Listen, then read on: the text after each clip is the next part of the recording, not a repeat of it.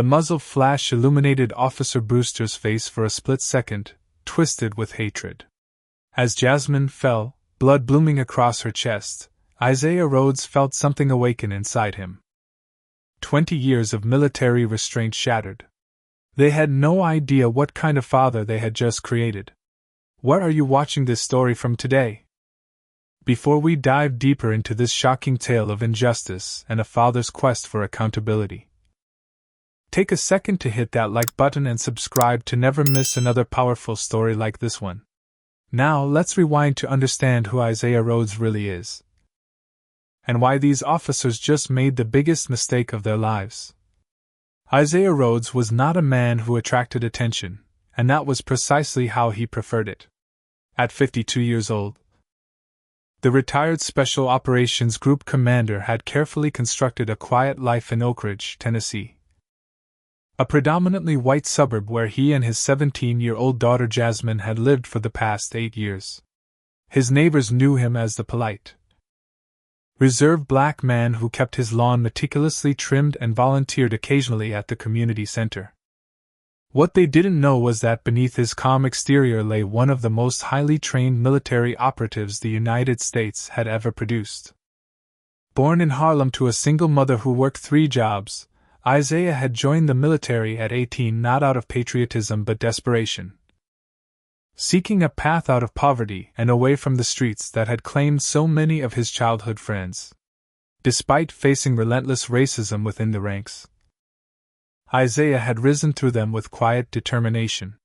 His exceptional tactical mind, physical capabilities, and unshakable composure in crisis situations had quickly drawn the attention of special operations recruiters.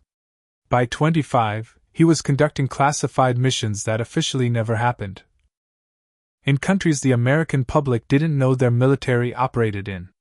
Over his 25-year career, Isaiah had led hostage rescues in terrorist strongholds, eliminated high-value targets across 4 continents, and gathered intelligence that had prevented countless attacks on American soil. He spoke 6 languages fluently, and could blend into almost any environment when needed. His personnel file, most of which remained heavily redacted even to those with top-secret clearance, documented a man with lethal skills in hand-to-hand combat, weapons expertise ranging from ancient to cutting-edge, tactical driving, explosives, psychological warfare, and perhaps most dangerously, strategic patience. Isaiah could plan an operation that unfolded over months, each piece moving into place with clockwork precision until the moment he chose to strike. After retiring at 47, Isaiah had devoted himself to raising Jasmine, his only child. Her mother, Vanessa, had died from breast cancer when Jasmine was 9, and father and daughter had formed an unbreakable bond in their shared grief. Isaiah had never remarried, focusing instead on giving Jasmine the stability and opportunities he had never had growing up. Jasmine had inherited her father's intelligence and her mother's passionate sense of justice. At 17, she was already an accomplished student, ranking first in her class, captain of the debate team, and an outspoken activist for racial equality. She dreamed of becoming a civil rights attorney, fighting systemic racism through the legal system, a path her father supported wholeheartedly even while privately worrying about the battles she would face. Their life together was comfortable but deliberately modest. Isaiah's military pension and occasional consulting work for private security firms provided them with financial security, but he avoided displays of wealth that might draw attention. The 3-bedroom house they shared was well maintained but unremarkable from the outside, offering no hint that the basement contained a small but sophisticated gym where Isaiah maintained his physical conditioning, or that the home office held secure communications equipment that connected him to a global network of former colleagues. In Oakridge, Isaiah had mastered the delicate balance required of a black man in a predominantly white community, being respected without being perceived as threatening. He was unfailingly polite but rarely familiar, helpful but never imposing. He attended parent-teacher conferences and school functions but spoke only when necessary. He maintained his military bearing without the intimidating presence that had once made enemy combatants surrender at the mere sight of him. The community tolerated him largely because he played by their unwritten rules, a reality that filled him with quiet disgust but which he endured for Jasmine's sake. Recently, tensions in Oakridge had been rising. The nationwide protests against police brutality had not bypassed their small community, with small but vocal demonstrations taking place in the town square. Isaiah had noted the increasingly visible police presence in their neighborhood, the patrol cars that cruised past their house with greater frequency.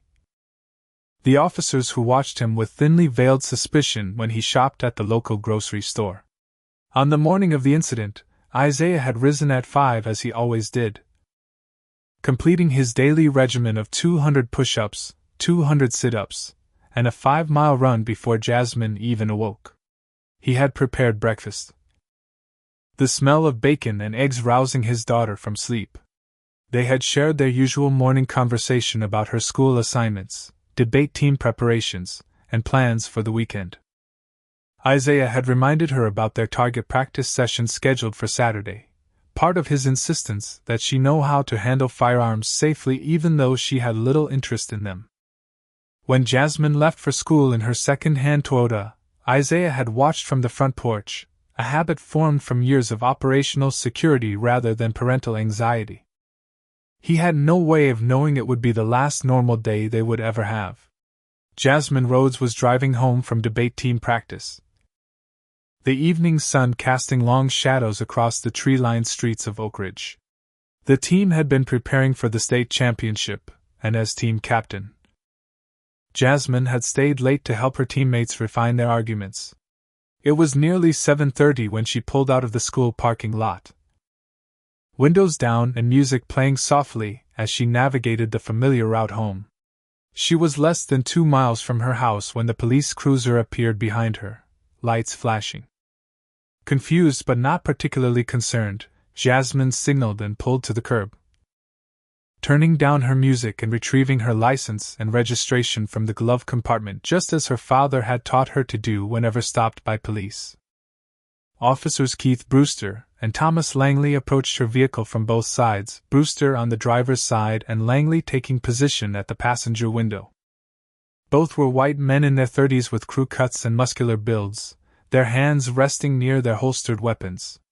Officer Brewster was the more senior of the pair, a 12-year veteran of the Oakridge Police Department with a personnel file containing 7 excessive force complaints, all filed by Black or Hispanic citizens, all dismissed without disciplinary action.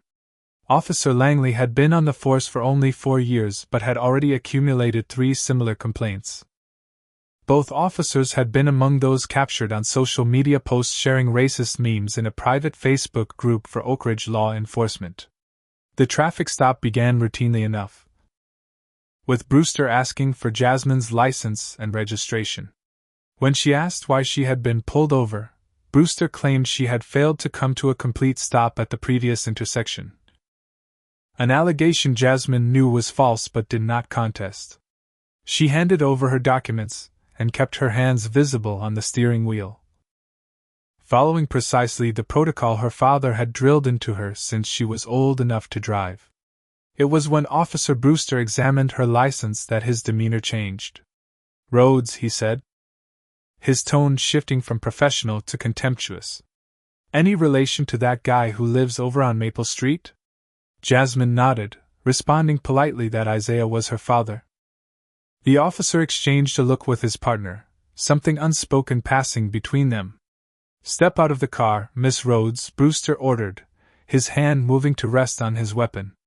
Jasmine, though confused by the escalation, complied immediately, asking calmly if there was a problem.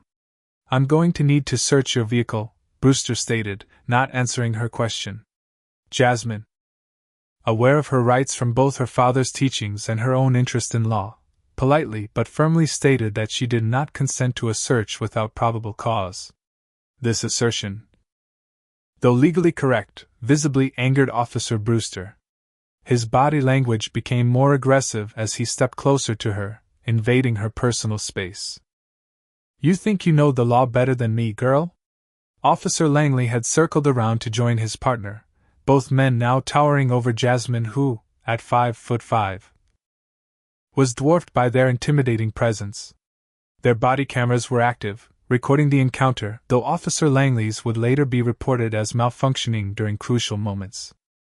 On the footage from Brewster's camera, Jasmine could be seen maintaining her composure, speaking respectfully but standing her ground. "I'm not trying to be difficult, officer. I just want to understand why I need to have my car searched when I was supposedly stopped for a minor traffic violation." Brewster's response was to order her to face the vehicle and place her hands on the hood. When she asked if she was being detained and on what charges, the situation deteriorated rapidly.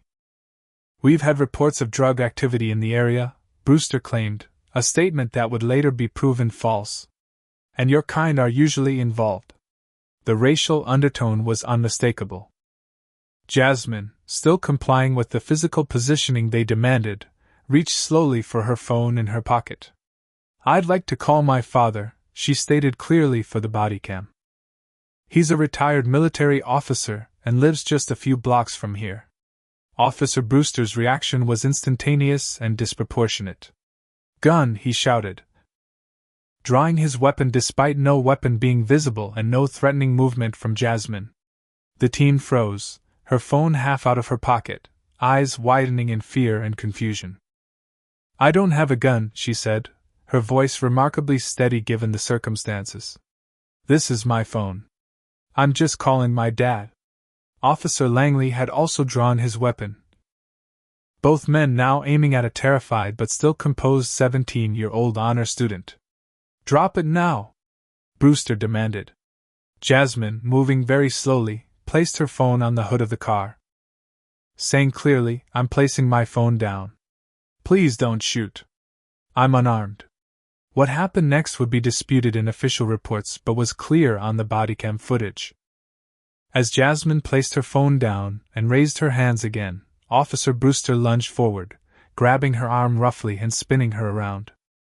The sudden movement caused Jasmine to lose her balance slightly, her hand inadvertently brushing against Brewster's arm as she tried to steady herself. The officer shouted, "She's going for my gun!" and fired 3 shots in rapid succession. The first bullet struck Jasmine in the chest, the second in her shoulder, and the third went wide, shattering the car window behind her. She collapsed immediately, blood spreading across her white debate team t-shirt. It was at this precise moment that Isaiah Rhodes arrived on the scene. He had been tracking Jasmine's location through her phone, a safety measure they had agreed upon when she started driving. Seeing she had stopped for an extended period, he had decided to check on her, a parental instinct that would forever alter both their lives.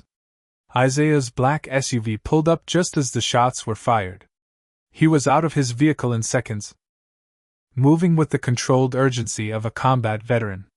"That's my daughter," he shouted, rushing toward Jasmine's fallen form. Officer Brewster, still holding his smoking weapon, turned toward the new arrival with alarm. "Stay back," he ordered, weapon now trained on Isaiah. In any other circumstance, Isaiah's military training would have taken over, neutralizing the threat in seconds. But with his daughter bleeding on the pavement, his priority was clear. "I'm a combat medic," he stated, his voice commanding even as he slowly raised his hands to show he was unarmed. "She needs immediate medical attention or she will die." Something in his tone, the absolute authority it carried, caused the officers to hesitate just long enough for Isaiah to reach Jasmine. Kneeling beside her, he applied pressure to the chest wound while assessing her condition with clinical precision. Even as his heart threatened to shatter, her eyes fluttered open briefly, recognition bringing a small measure of comfort amidst the pain. "Daddy," she whispered, blood bubbling at the corner of her mouth, "I didn't do anything wrong." Isaiah nodded, his expression betraying none of the rage building inside him. "I know, baby. I know. Stay with me now. Breathe slow."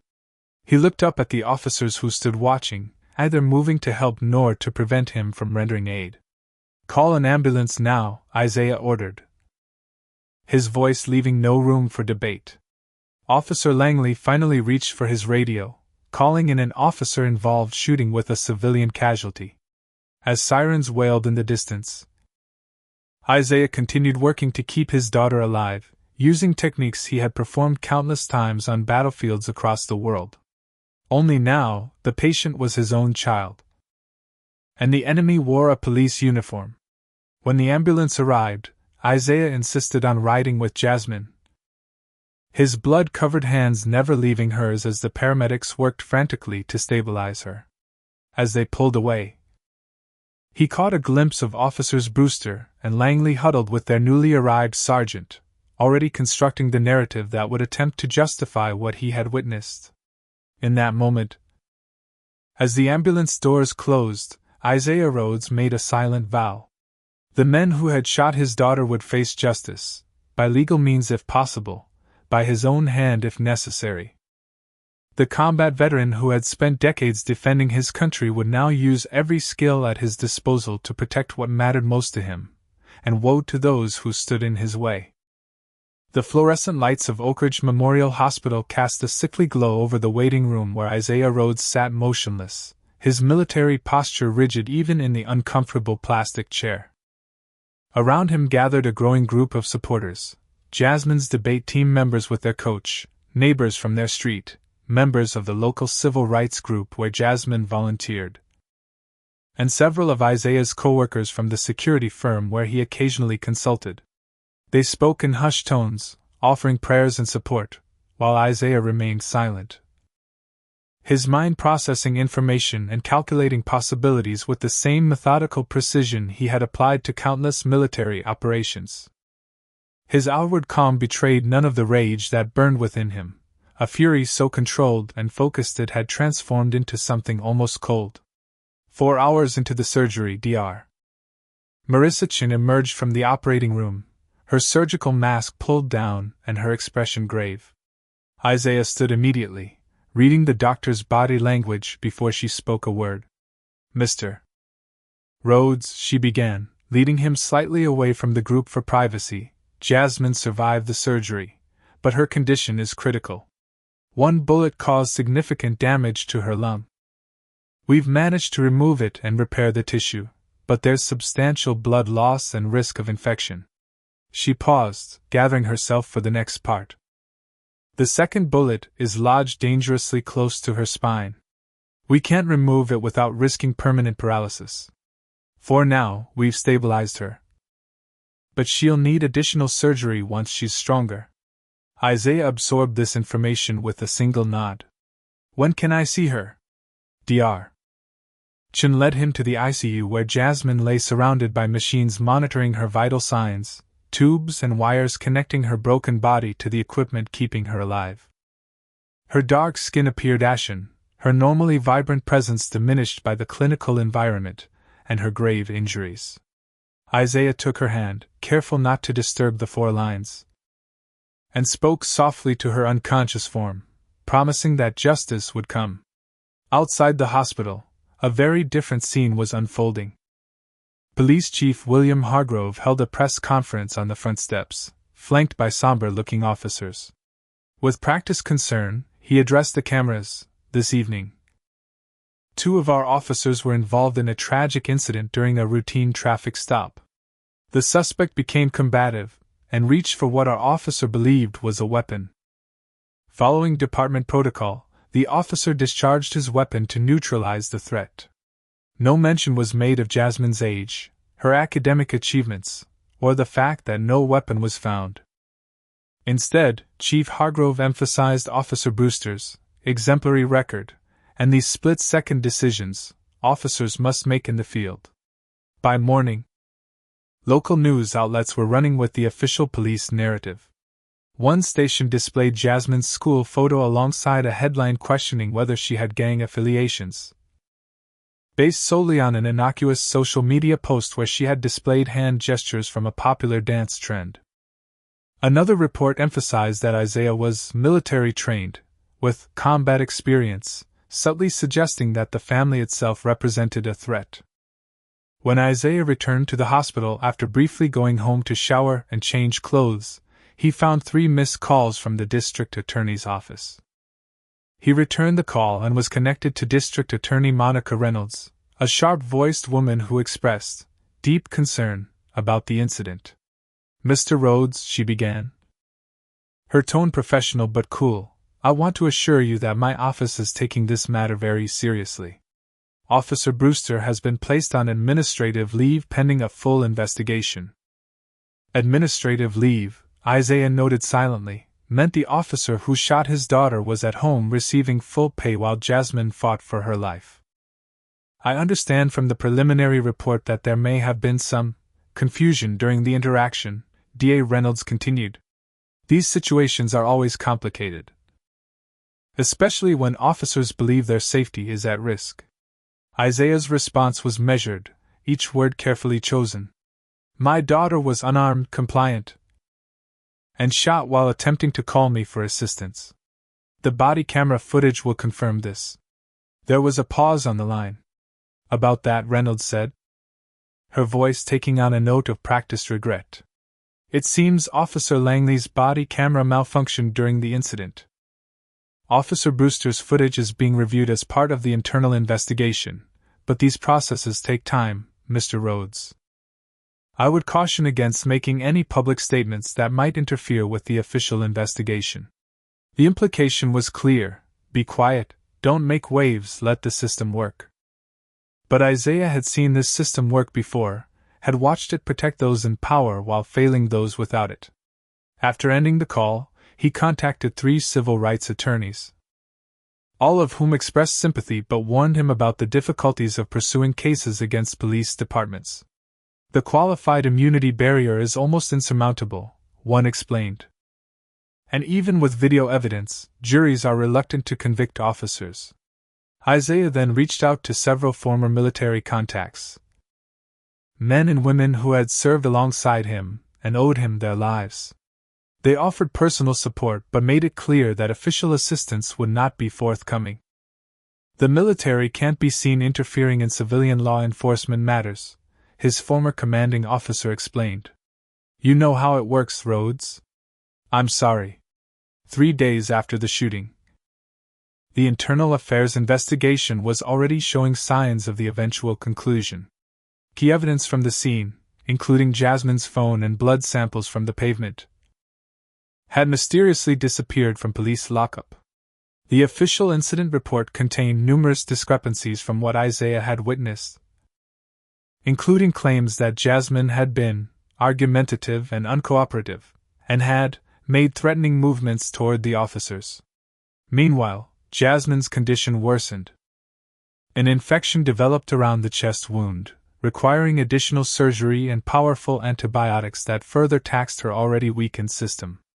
Isaiah maintained his bedside vigil, leaving only when absolutely necessary, speaking to her constantly even though she remained unconscious. Outside the hospital, tension in Oakridge escalated. Peaceful protesters gathered daily, demanding justice for Jasmine and accountability from the police department. Counter-protesters also appeared, many wearing blue armbands to show support for law enforcement. Local militia groups, heavily armed and mostly white, began patrolling the streets near the protests, claiming they were protecting businesses, but effectively intimidating those calling for justice.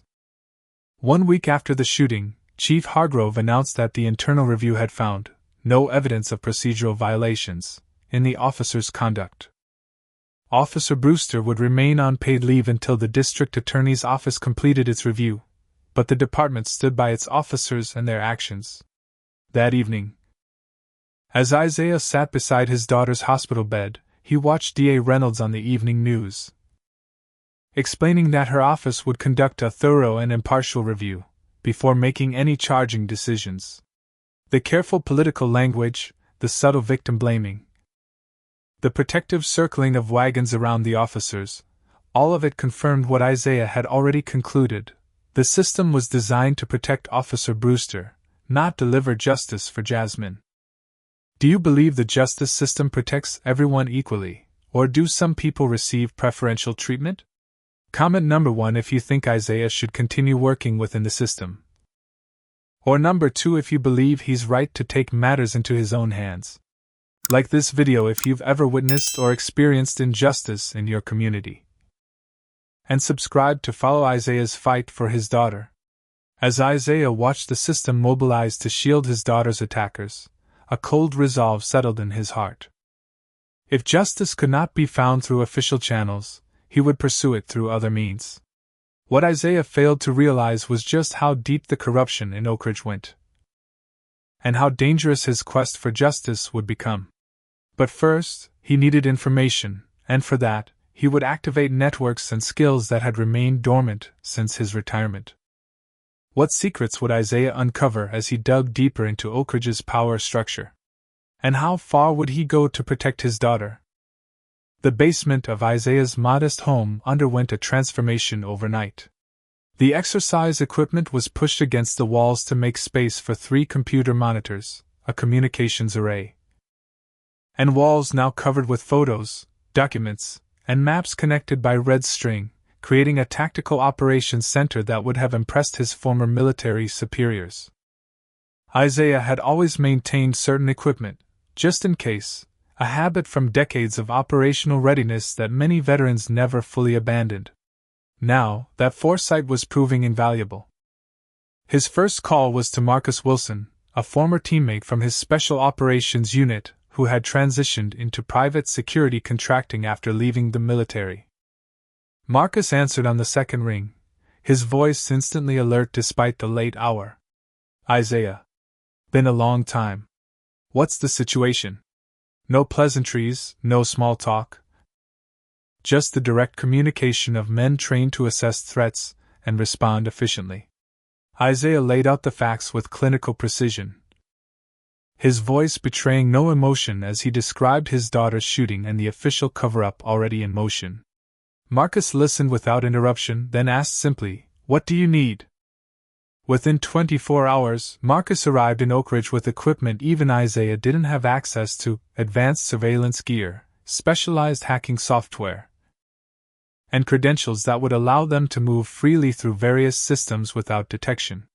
Both men understood they were crossing lines that could result in federal charges, but neither hesitated. Jasmine is family, Marcus stated simply as he set up the equipment. And we protect our family.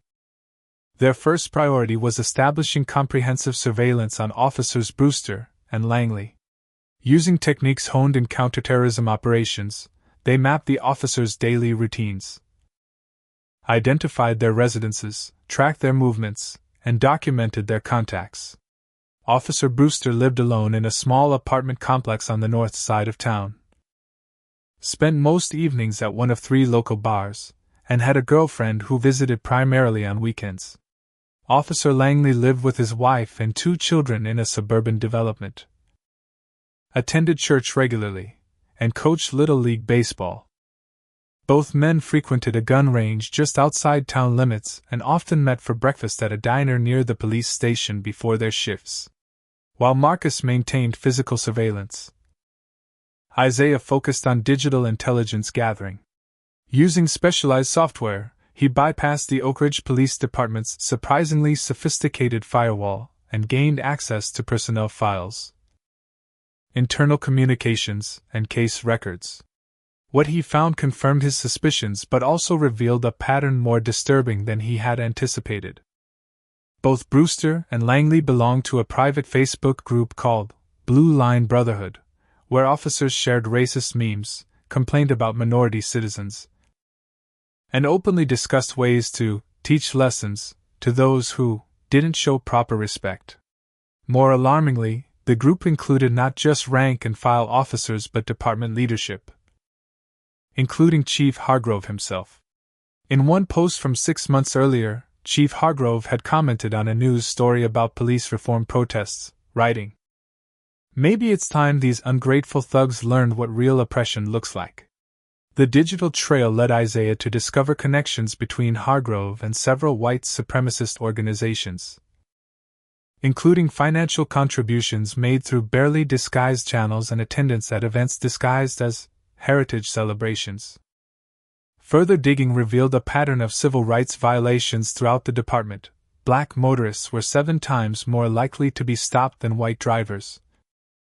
Use of force incidents against minorities were rarely documented properly, and civilian complaints against officers almost never resulted in disciplinary action. The department's Internal Affairs Division, headed by Captain Robert Mercer, appeared to function more as a cleanup crew than an accountability mechanism. Cases involving minority victims were routinely classified as unfounded, regardless of evidence. While the few complaints from wealthy white citizens received immediate attention and often resulted in the accused officers being reassigned or quietly encouraged to resign. Between surveillance shifts, Isaiah visited Jasmine at the hospital. On the 10th day after the shooting, she finally regained consciousness, her eyes fluttering open as he held her hand. "Dad," she whispered, her voice raspy from the breathing tube that had recently been removed. "What happened?"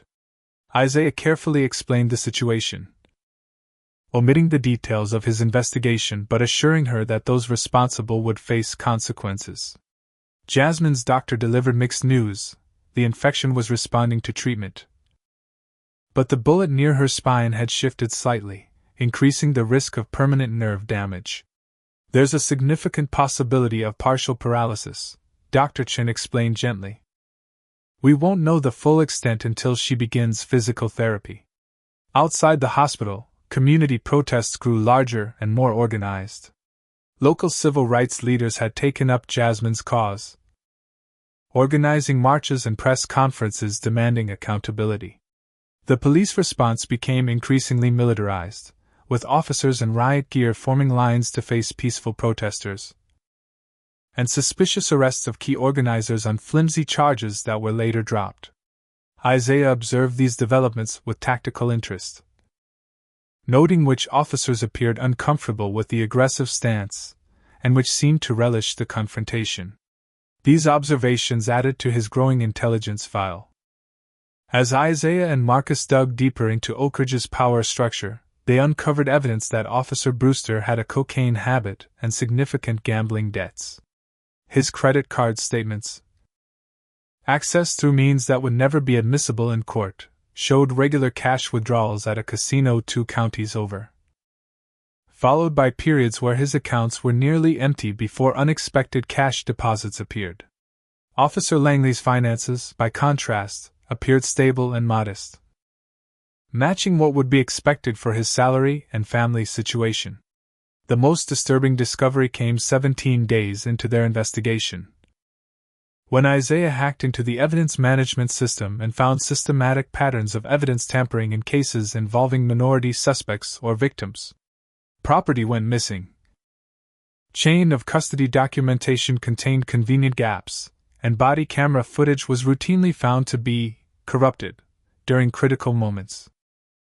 The system logged which officers accessed evidence and when, revealing that Captain Mercer from Internal Affairs often accessed evidence lockers outside normal business hours, with no explanation documented.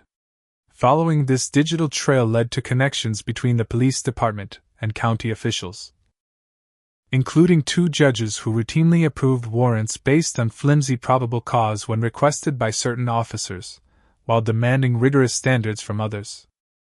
The corruption extended to Mayor Franklin Palmer's office, with emails suggesting the mayor received regular updates about certain police operations that never appeared in official reports. Isaiah compiled all this information methodically, building a comprehensive picture of corruption that extended far beyond 2 racist officers. He maintained his cover as the grieving father, visiting Jasmine daily, attending community support events, and meeting with the district attorney and civil rights attorneys as expected. No one observing him would have suspected that by night he was conducting one of the most thorough intelligence operations of his career, building toward a strategic objective that was becoming increasingly clear. The entire corrupt system would have to be exposed and dismantled. 23 days after Jasmine was shot, Isaiah made his first direct move against those responsible. He had observed Officer Langley's patterns thoroughly enough to predict with near certainty that the man would stop at Gardner's liquor store on his way home from his Thursday night shift, as he had done for the past 3 weeks. The store was on a quiet street with minimal surveillance cameras, and Langley typically parked in the side lot where lighting was poor. Isaiah waited in the shadows, dressed in nondescript dark clothing, a baseball cap pulled low over his eyes. When Langley emerged from the store, paper bag in hand, Isaiah approached from his blind spot, moving with the silent efficiency that had made him a legend in special operations. "Officer Langley," he said quietly, causing the man to startle violently, nearly dropping his bottle of bourbon. "We need to talk." Langley's hand immediately went to his weapon, but Isaiah was prepared for this. "I wouldn't," he advised calmly. "Your holster strap is secured with a specialty adhesive. You won't be able to draw before we finish our conversation." This was a bluff, there was no adhesive. But the psychological impact was immediate. Langley's eyes widened as he tested his holster subtly, finding it normal but now uncertain enough to hesitate. "Who are you?" he demanded, trying to project authority despite the fear evident in his voice. "You know exactly who I am," Isaiah replied, allowing just enough menace to enter his tone. "I'm Jasmine Rhodes' father. And you're going to tell me everything about what happened that night." What followed was a masterclass in psychological manipulation. Techniques Isaiah had honed through years of interrogating enemy combatants and extracting information from reluctant sources. He never touched Langley, never explicitly threatened him, but created an atmosphere of such overwhelming dread that the officer began talking simply to fill the terrifying silence. "It wasn't supposed to go that way," Langley eventually admitted, sweat beading on his forehead despite the cool evening. "Brewster has a thing about, certain people. Especially the educated ones who think they know their rights. He just wanted to teach her a lesson." Isaiah's expression remained impassive, though internally his rage burned white-hot. "And the department's response?" he prompted. Langley glanced nervously around the empty parking lot. "Standard procedure. Close ranks, control the narrative. My body cam didn't malfunction. They just said that because the footage contradicted Brewster's story. Mercer has the real footage locked in his personal safe." By the end of the 20-minute interaction, Isaiah had confirmed much of what his investigation had uncovered and gained new insights into the department's internal workings. Before disappearing back into the shadows, he left Langley with a final thought: "I have everything you just told me recorded. If anything happens to me or my daughter, it goes public immediately. If you warn Brewster or anyone else about our conversation, same result. Your only safe path forward is to start thinking about how you want this to end for yourself." The next phase of Isaiah's plan involved more direct action. Using his military infiltration training, he gained access to the police headquarters during the night shift when the building was minimally staffed. Dressed as a maintenance worker, with identification that would withstand cursory inspection, he methodically planted surveillance devices in key locations: Chief Hargrove's office, the Internal Affairs conference room, and the evidence storage area. The devices were military-grade, undetectable by standard security sweeps and designed to transmit encrypted data to a secure server. 3 days later, the first major break came in the form of the complete bodycam footage from Officer Langley, which Isaiah located in digital form on a secure server. Using specialized extraction techniques, he obtained the footage without leaving digital fingerprints, then arranged for its anonymous release to select journalists and civil rights organizations. The video, which clearly showed Jasmine complying with all instructions and being shot without provocation, exploded across social media and local news outlets. The police department's official response was immediate denial, claiming the footage was manipulated and not authentic, but expert analysis quickly confirmed its validity. Public outrage grew exponentially, with protesters now gathering daily outside police headquarters. The pressure began affecting Officer Brewster, who was spotted by Marcus's surveillance drinking heavily at a bar outside town limits, becoming belligerent with other patrons and ranting about ungrateful minorities trying to ruin his life. Isaiah's strategic leaks of information, carefully timed and distributed through anonymous channels, began creating friction between the corrupt officers. Captain Mercer was observed having a heated argument with Chief Hargrove in the parking garage, their voices raised enough that the surveillance device in Mercer's car captured fragments. "Becoming a liability, and control your man before he brings us all down." Chief Hargrove responded by calling an emergency meeting with select senior officers and the mayor in a conference room that Isaiah had not yet managed to bug. However, his surveillance of the parking lot captured the attendees, allowing him to identify key players in the cover-up. The national media began picking up the story, framing it as yet another example of police brutality against an unarmed black teenager. Civil rights leaders from across the country announced plans to visit Oakridge, putting additional pressure on local officials. Meanwhile, Jasmine's recovery continued slowly but steadily. She began physical therapy, working to regain strength while dealing with numbness in her right leg, a potential early sign of the nerve damage doctors had warned about. When she was finally well enough to give a formal statement about the shooting, the detectives assigned to interview her were clearly uncomfortable with her clear, detailed recollection that contradicted the official narrative. "Officer Brewster seemed angry from the moment he approached my car," she told them, her voice steady despite her physical weakness. "When I asked why I was being stopped, his whole demeanor changed. I followed all instructions and only reached for my phone after clearly stating my intention to call my father." The detectives exchanged glances but dutifully recorded her statement, which Isaiah knew would likely be buried or dismissed. The evidence Isaiah had gathered was building toward a comprehensive exposure of corruption, but he knew timing was crucial. Release the information too soon, and key players might escape consequences. Wait too long, and evidence could be destroyed or witnesses silenced. He maintained his cover as the concerned father, working through proper channels, attending meetings with the district attorney, consulting with civil rights attorneys, and participating in community support rallies for Jasmine.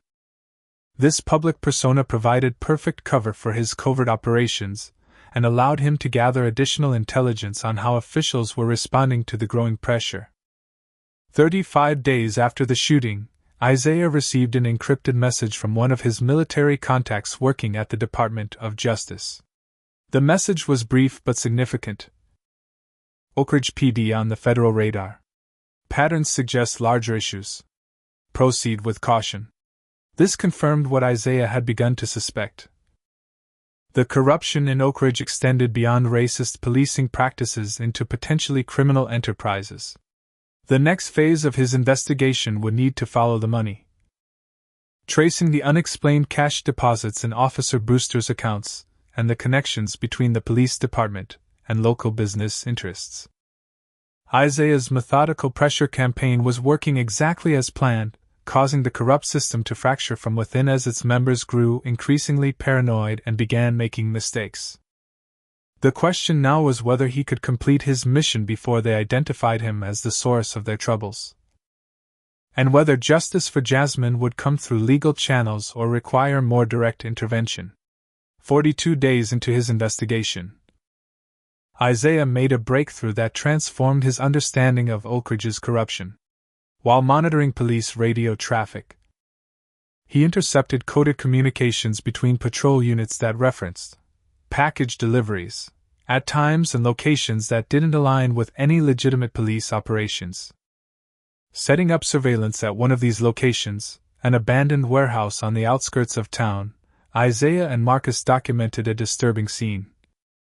Oakridge police officers providing security for what was clearly a drug transfer operation, with large quantities of what appeared to be cocaine being moved from unmarked vans to local distribution vehicles. The officers involved included several from Chief Hargrove's inner circle, but Officer Brewster was notably absent. Further investigation revealed that the Oakridge Police Department wasn't just covering up racist policing practices. They were actively protecting a drug pipeline that moved narcotics from coastal ports through Oakridge to distribution networks across 3 states. The operation was sophisticated and compartmentalized, with most rank-and-file officers unaware of its existence. Those who stumbled upon evidence were either brought into the conspiracy with promises of financial rewards or found themselves facing manufactured internal affairs investigations that ended their careers. Financial records obtained through Isaiah's increasingly bold hacking operations showed regular payments to Chief Hargrove through a series of shell companies, all ultimately tracing back to a distribution network run by a criminal organization based in Atlanta. The payments coincided with major drug shipments moving through Oakridge, suggesting Hargrove was being compensated for ensuring safe passage. The revelation placed Jasmine's shooting in an entirely new context. 3 days before the incident, Jasmine had been photographing abandoned buildings for an environmental justice project, documenting properties that had been left to decay in predominantly minority neighborhoods while development funds went to wide areas of town. Reviewing her cloud storage, Isaiah found photos that inadvertently captured a meeting between Officer Brewster and a known drug dealer at one of these locations. The timing suggested that Jasmine had been targeted not just because of racial profiling, but because she potentially possessed evidence that could expose the drug operation. To confirm this theory, Isaiah needed to infiltrate deeper into the conspiracy, using surveillance equipment to monitor Chief Hargrove's movements. He identified a weekly meeting held at a hunting cabin registered to a shell company, with Marcus providing perimeter security. Isaiah positioned himself close enough to the cabin to deploy a directional microphone that captured fragments of conversation between Hargrove, 2 senior officers, and 3 men later identified as representatives from the Atlanta distribution network. The meeting confirmed the department's role in protecting drug shipments and included a disturbing discussion about loose ends, with specific mention of witnesses who needed to be handled. More shocking was the revelation that District Attorney Monica Reynolds was also compromised. The conversation indicated she was being blackmailed with evidence of an extramarital affair with a subordinate, forcing her compliance and declining to prosecute cases that might expose the drug operation. This explained her reluctance to pursue charges against Officer Brewster despite the overwhelming evidence in Jasmine's case. The conspiracy extended to the judicial system as well. Judge Michael Townsend, who presided over most criminal cases in Oakridge, was mentioned as being taken care of to ensure favorable rulings on warrants and case dismissals. Financial records later obtained by Isaiah showed the judge's wife employed by a consulting firm that existed only on paper but provided a substantial income in addition to his judicial salary. The depth of corruption was staggering, extending into nearly every level of Oakridge's power structure. Several city council members received campaign contributions from businesses connected to the drug operation.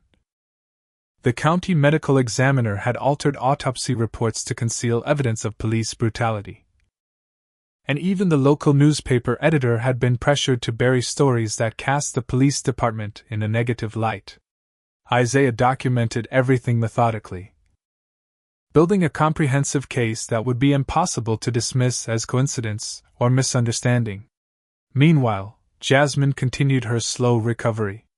Physical therapy had improved her mobility, though the doctors now confirmed some permanent nerve damage would affect her right leg, likely requiring a cane for the rest of her life. The psychological impact was perhaps more severe, with Jasmine experiencing nightmares and anxiety attacks that required therapy and medication. Yet her spirit remained unbroken. When Isaiah visited her in the rehabilitation facility where she'd been transferred, she spoke with determination about continuing her education and eventual career in law. Now more committed than ever to fighting systemic injustice. "What happened to me isn't unique, Dad," she told him during one visit. "It's just that most victims don't have someone like you fighting for them." Isaiah nodded, careful not to reveal the extent of his fighting or the danger it entailed. As the investigation progressed, Isaiah identified potential allies within the system.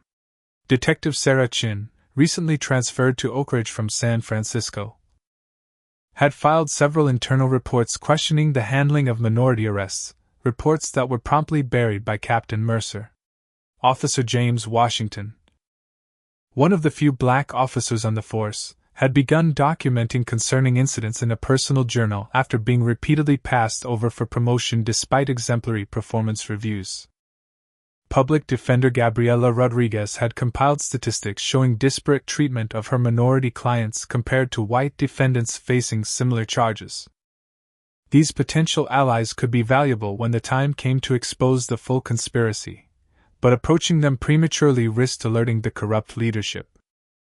The situation grew more dangerous as Isaiah's investigation continued. Officer Brewster, increasingly paranoid and unstable, began making threatening comments about Jasmine at a local bar, suggesting that finishing the job might solve his problems. His handler in the drug organization, identified as Marcus Dante through surveillance photos, was observed arguing with Brewster in a parking lot, clearly concerned about the officer's reliability and the attention the shooting had brought. The most alarming development came when Isaiah's surveillance captured a conversation between Chief Hargrove and Captain Mercer discussing the need to identify whoever is leaking information and make an example of them. Security at police headquarters was increased, with new cameras and access restrictions implemented. Isaiah knew his window of opportunity was narrowing. The conspiracy was becoming aware of his actions, even if they hadn't yet identified him as the source. The turning point came 56 days after the shooting, when Officer Brewster, drunk and increasingly unstable, visited the hospital where Jasmine had initially been treated. He attempted to access her medical records and intimidated a nurse who had been present during Jasmine's emergency surgery. The nurse, Sophia Martinez, recognized Brewster as one of the officers involved in the shooting and overheard him muttering about making sure she can't testify. Concerned for Jasmine's safety, Nurse Martinez attempted to report the incident to hospital security, unaware that the head of security was the brother-in-law of Captain Mercer and deeply connected to the conspiracy. Do you think there are good officers who stay silent because they fear retaliation? Comment number 1 if you believe most officers want to do the right thing but are constrained by corrupt systems. Or number 2 if you think the problem is more widespread. Hit that like button if you're shocked by how deep this conspiracy goes. And subscribe to see how Isaiah will bring these corrupt officials to justice. As Isaiah's investigation uncovered layer after layer of corruption, the stakes grew increasingly high. The drug trafficking operation explained the resources and protection the corrupt officers enjoyed. But it also meant they had powerful backers who would go to extreme lengths to protect their investment. Isaiah knew he would need to move carefully to ensure both justice and safety for Jasmine. But first, he would need to address the immediate threat posed by Officer Brewster's deteriorating mental state and growing desperation. What lengths will Isaiah go to protect his daughter from these corrupt officers? And with so many powerful figures involved in the conspiracy, who can he truly trust to help bring them to justice? Nurse Sophia Martinez left her shift at Oakridge Memorial Hospital at 11:30 p.m., walking alone to her car in the staff parking lot. She never made it home. According to the official report filed the next morning, she had been involved in a single-vehicle accident on a remote country road, her car found at the bottom of a ravine with her body inside. The accident seemed suspicious immediately. The road wasn't on any logical route between the hospital and her home. There were no skid marks indicating she had tried to brake. And the autopsy was rushed through by the compromised medical examiner without allowing her family to seek an independent review.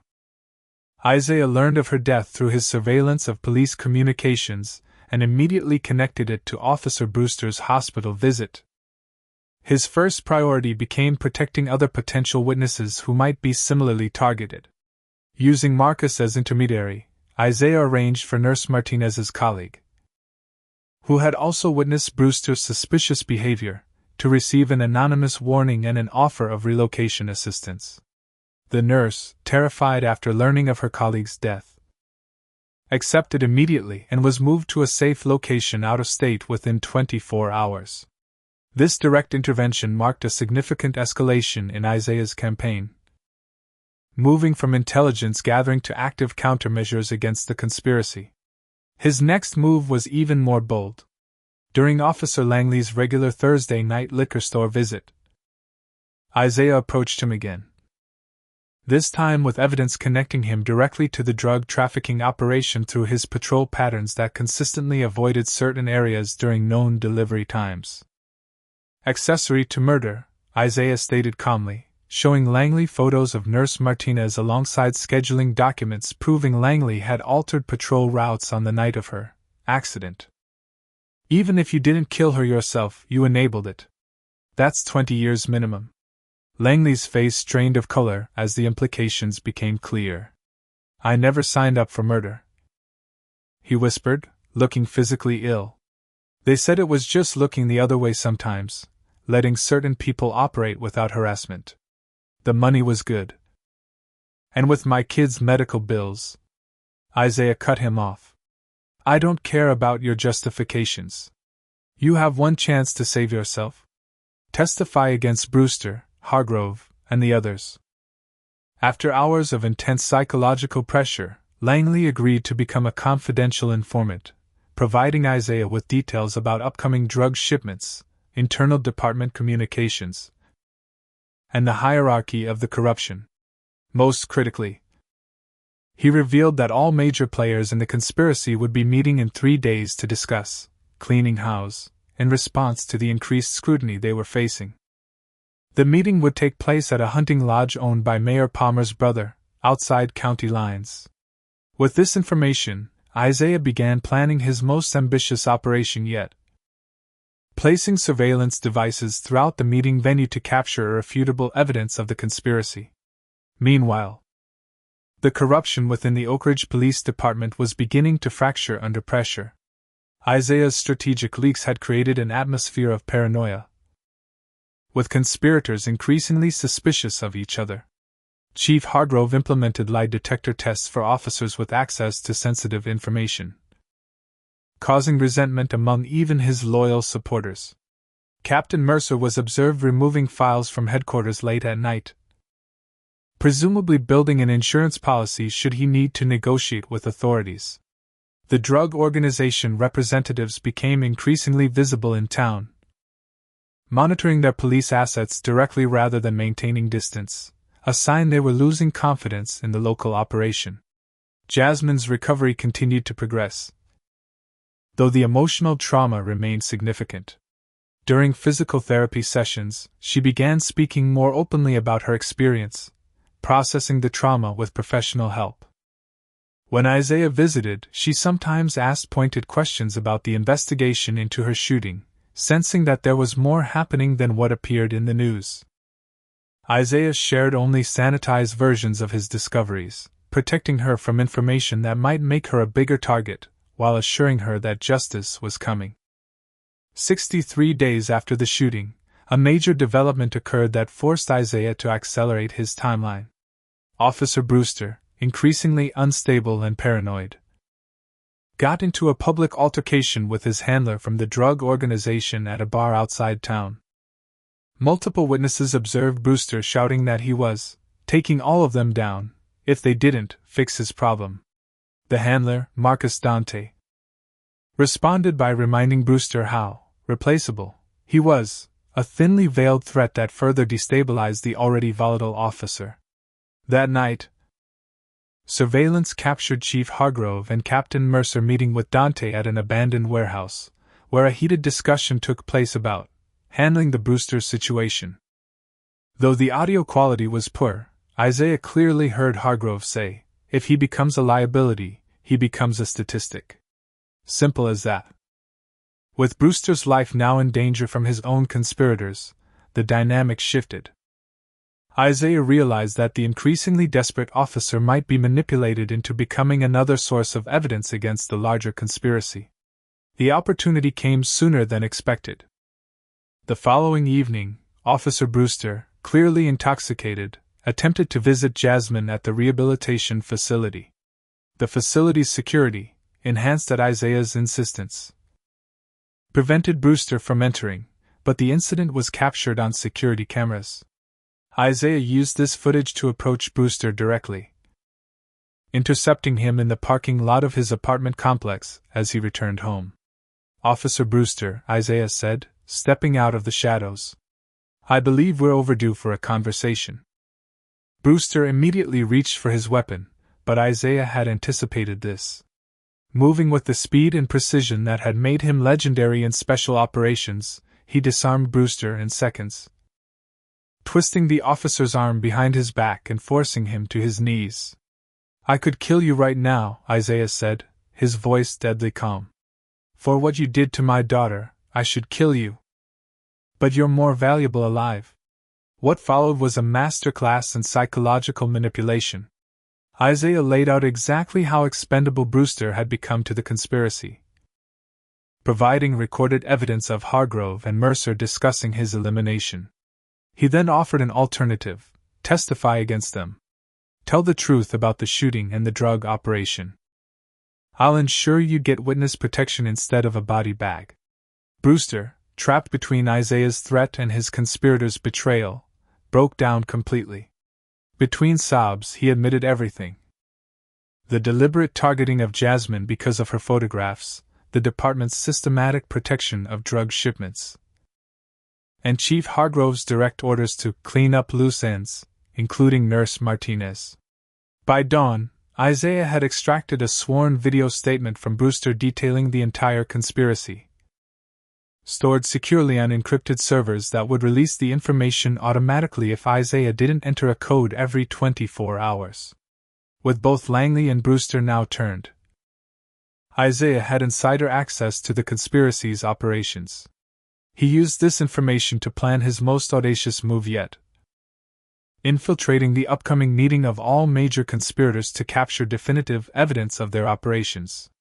The stakes had never been higher. If successful, Isaiah would have enough evidence to bring down the entire corrupt system. If he failed, both he and Jasmine would likely become statistics, in Chief Hargrove's clinical terminology. As Isaiah finalized his preparations, he received an unexpected communication from his contact at the Department of Justice. Federal investigation active. Do not interfere.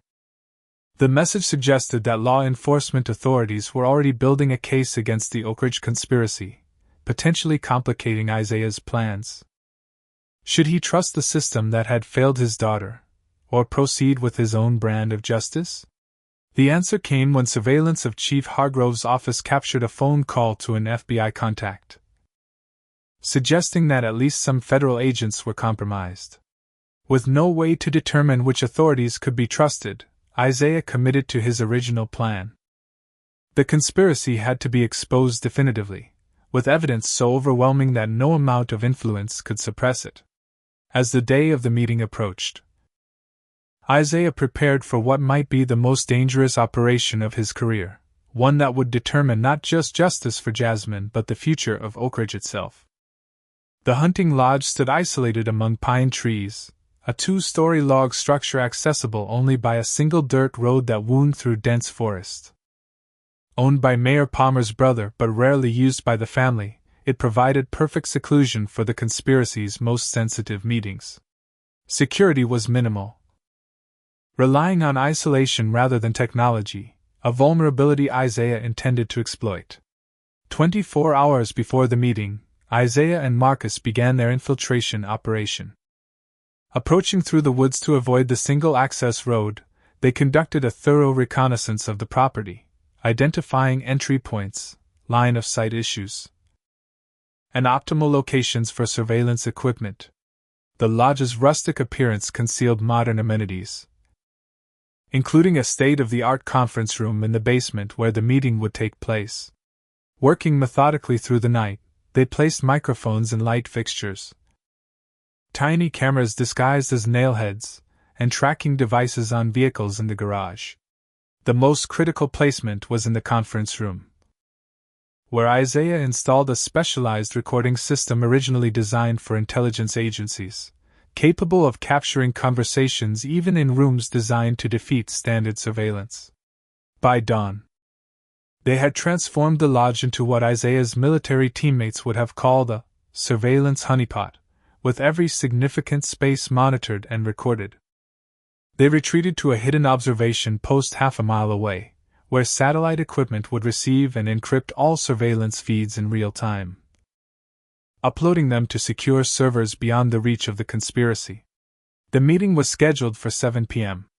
By 6:30, vehicles began arriving: Chief Hargrove's SUV, Captain Mercer's sedan, 2 unmarked cars carrying drug organization representatives, the mayor's luxury vehicle, Judge Townsend's Jaguar, and several others belonging to city officials and business leaders connected to the conspiracy. Notable by their absence were Officers Brewster and Langley, who had been deemed security risks and excluded from the inner circle's deliberations. From his observation post, Isaiah monitored the arrivals, confirming the presence of every major figure in the corruption network. What he hadn't anticipated was the arrival of Special Agent Thomas Keller, the FBI liaison who had been working with the Oakridge Police Department on Joint Task Force operations. This confirmation that federal law enforcement had been compromised complicated Isaiah's plans, but also increased the value of the evidence he was gathering. The meeting began promptly at 7, with Chief Hargrove taking control immediately. "We have a serious containment problem," he began, his voice clear on Isaiah's receivers. "The Rhodes girls' shooting has brought unwanted attention to our operations, and Brewster's increasingly erratic behavior is a liability we can no longer afford." What followed was a 2-hour discussion that laid bare the entire criminal enterprise: the protection of drug shipments through Oakridge, the bribes paid to officials at every level, the systematic cover-up of police brutality against minority residents, and the elimination of witnesses who threatened the operation. Most damning was the casual discussion of Nurse Martinez's murder, with Captain Mercer reporting that the problem had been permanently resolved, and Mayor Palmer complimenting the clean execution. Throughout the recording, Isaiah maintained his professional detachment, focusing on ensuring the quality of the evidence rather than reacting emotionally to the callous discussion of the woman murdered for trying to protect Jasmine. The conspiracy's concern about information leaks dominated much of the conversation. "Someone is feeding information to the press and possibly to federal authorities," Judge Townsend stated, his usually measured judicial tone replaced by obvious anxiety. "My sources in the U.S. Attorney's Office indicate there may be a larger investigation brewing." Special Agent Keller confirmed this assessment. "There's pressure from Washington to show results on civil rights enforcement. I've been redirecting resources where possible. But we need to clean house here before the wrong people start asking questions." The cleaning, they discussed, involved destroying evidence, pressuring witnesses to recant statements, and if necessary, eliminating threats through accidents, similar to Nurse Martinez's. The meeting took an unexpected turn when one of the drug organization representatives, identified as Carlos Mendez, expressed decreasing confidence in the Oakridge operation. "Your house is not in order," he stated flatly. "Our organization cannot continue to expose itself to this level of risk. Either you resolve these issues immediately, or we will implement our own solutions, which I guarantee you will not appreciate." The threat hung in the air, creating visible tension among the local officials.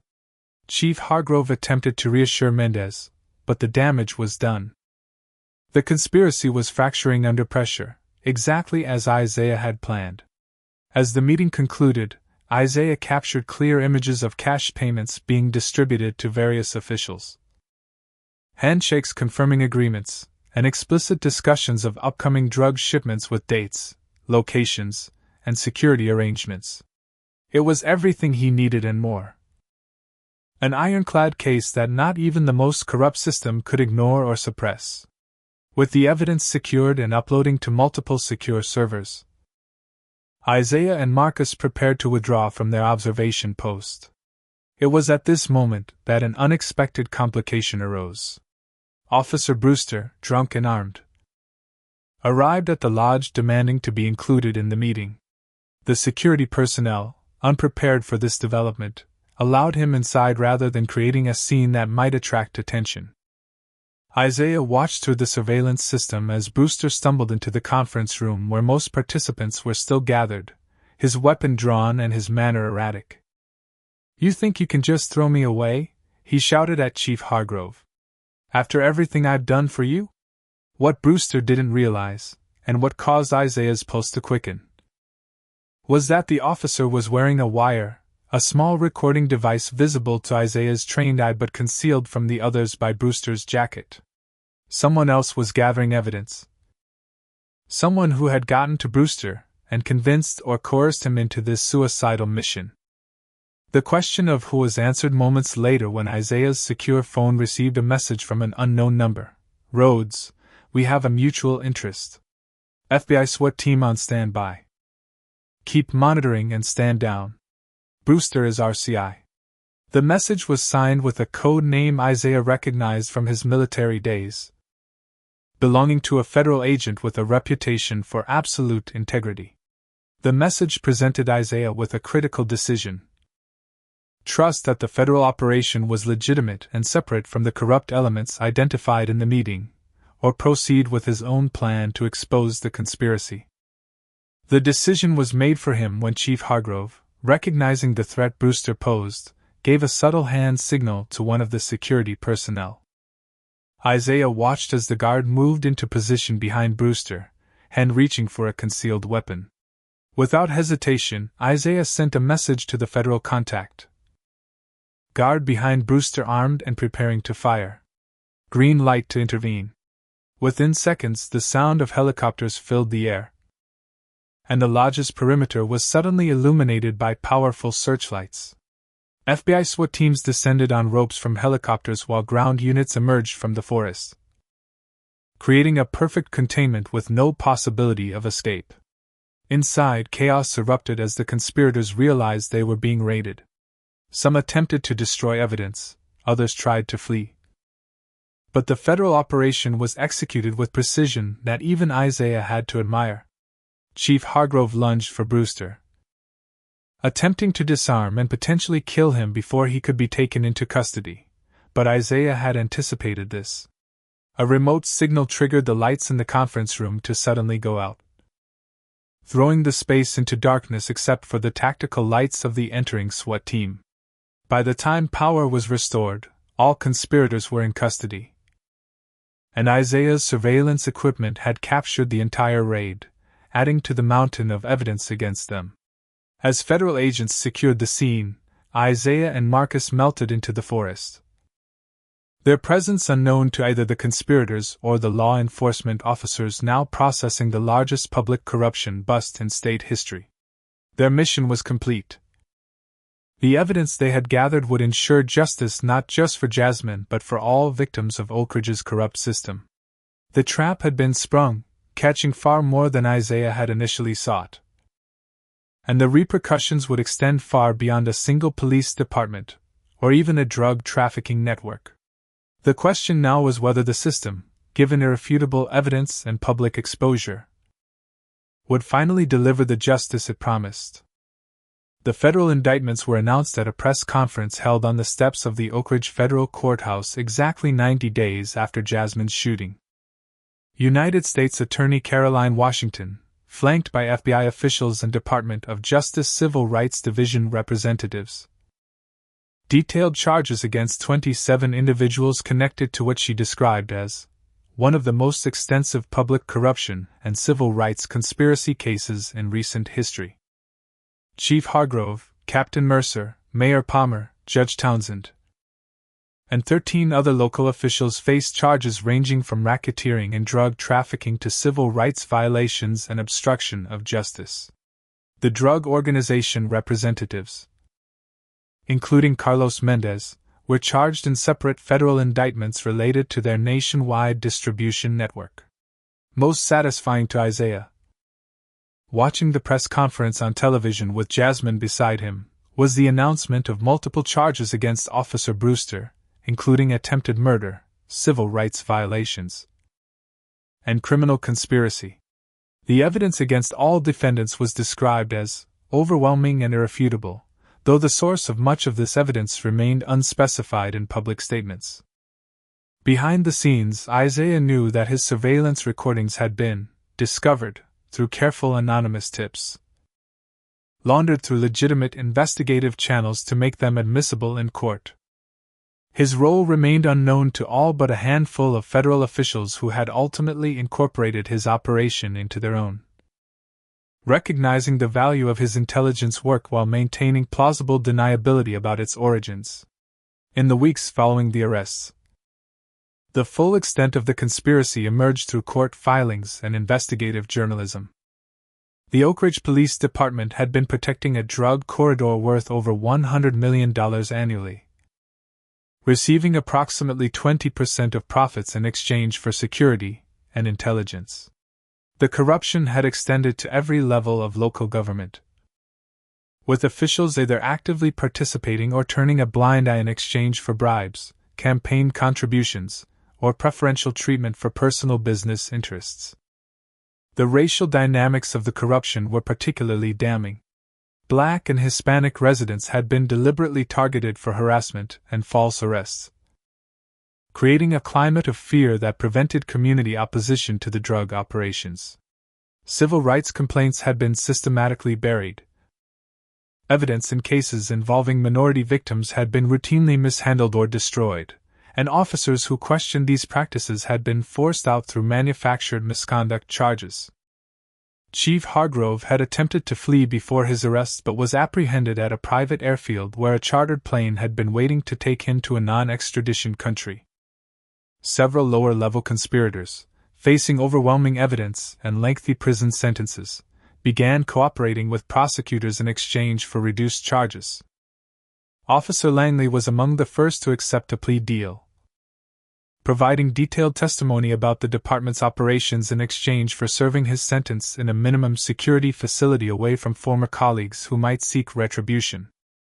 The most dramatic moment in the legal proceedings came when Officer Brewster, appearing gaunt and haunted in his orange jumpsuit, provided his testimony about Jasmine's shooting. Under oath, he admitted that he had targeted her deliberately after recognizing her name, knowing she had potentially witnessed a drug transaction during her photography project. The shooting had not been a mistake or misinterpretation, but a calculated attempt to eliminate a potential witness, tacitly approved by department leadership.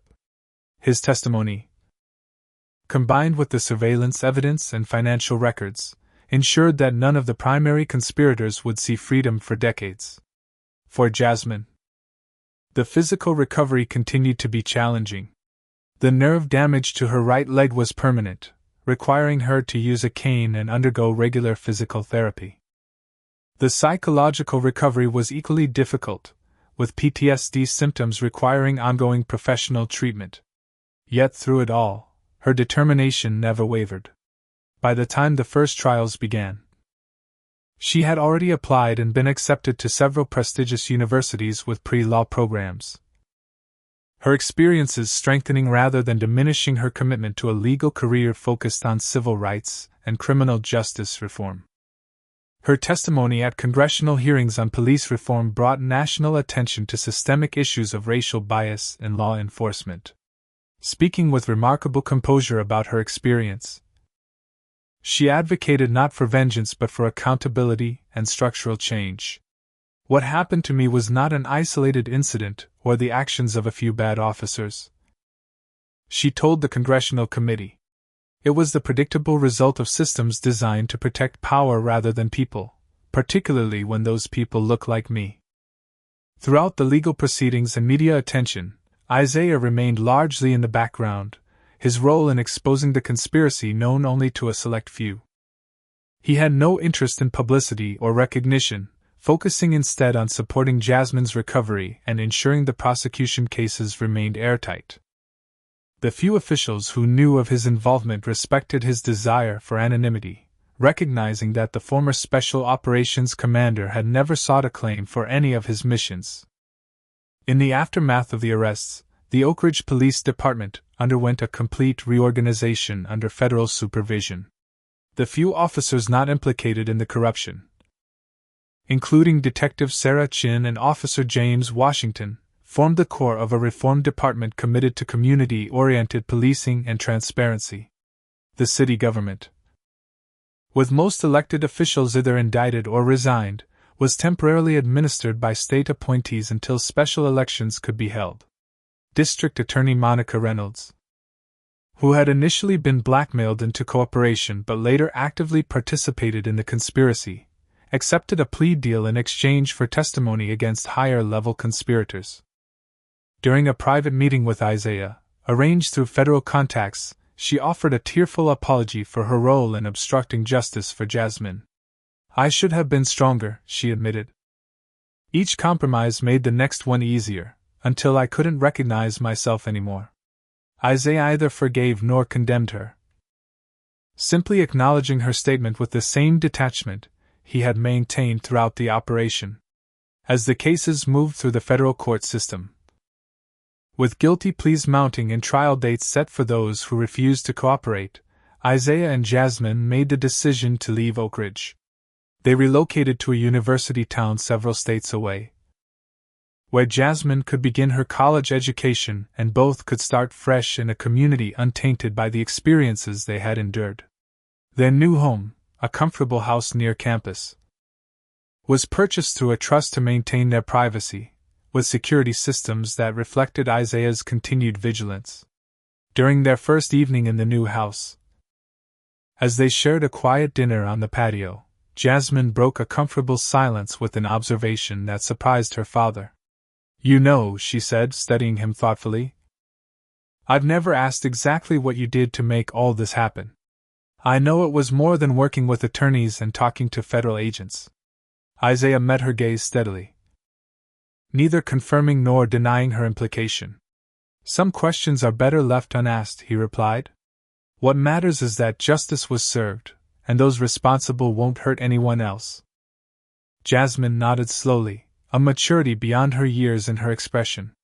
"I've been researching similar cases in other cities," she said after a moment. "The patterns are remarkably consistent. Corrupt officers, complicit officials, systematic targeting of minority communities." She slid a folder across the table to him, containing news articles about a police department in their new state facing multiple excessive force complaints, all involving minority citizens, all dismissed without investigation. Isaiah opened the folder, reviewing the contents with the same methodical attention he had applied to the Oakridge corruption. When he looked up, father and daughter exchanged a look of perfect understanding.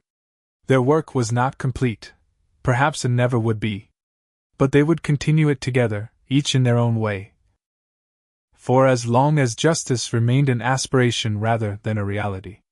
What would you do if faced with a corrupt system that refuses to deliver justice? Would you work within the system or take matters into your own hands like Isaiah did? Comment below with your thoughts. If this story moved you, please hit the like button. Subscribe to our channel for more powerful stories about justice and resilience. And share this video with someone who needs to hear that one person can make a difference when they refuse to back down. Thank you for listening to Shadow Justice, and remember, sometimes the most dangerous opponent isn't the one who strikes first, but the one who waits patiently for the perfect moment to expose the truth. Shadow Justice reminds us that systems designed to protect everyone equally often fail those they should serve most diligently. Isaiah's story illuminates how racism can infect institutions, creating environments where accountability disappears and corruption flourishes. When power operates without oversight, injustice becomes inevitable, particularly for marginalized communities who lack the resources or connections to demand fairness. The story also demonstrates that true justice requires both courage and strategy. Isaiah's methodical approach, gathering evidence, building alliances, and exposing corruption systematically, shows that righteous anger must be channeled effectively to create lasting change. His military background gave him unique skills, but his moral compass provided the direction. Perhaps most importantly, this narrative challenges us to consider our responsibility when witnessing injustice. Do we accept the comfortable lie that this is just how things are? Or do we stand firm in demanding accountability? Jasmine's determination to pursue a legal career despite her trauma represents hope that systems can be reformed from within. While Isaiah's external pressure proves sometimes outside intervention is necessary, the intertwined issues of racial discrimination, institutional corruption, and personal revenge raise uncomfortable questions about justice versus vengeance, and whether working within broken systems can ever truly deliver fairness for everyone. What would you do if faced with a system that refused to deliver justice for someone you love? Would you work within established channels like Jasmine plans to do? Or would you take matters into your own hands like Isaiah? We all face moments where we must decide whether to accept injustice or fight against it. If this story resonated with you, please hit that like button to help more people discover it. Your subscription supports our mission to tell powerful stories that expose difficult truths about our society. Share this video with someone who needs to understand the reality many Americans face when dealing with corrupt institutions. Comment below with your thoughts on how we can create more accountability in our justice system. Have you ever witnessed or experienced discrimination and felt powerless to stop it? Your voice matters in this conversation. Thank you for listening to Shadow Justice, and remember, true change begins when we refuse to accept that injustice is inevitable. Together, we can build systems that truly protect and serve everyone equally.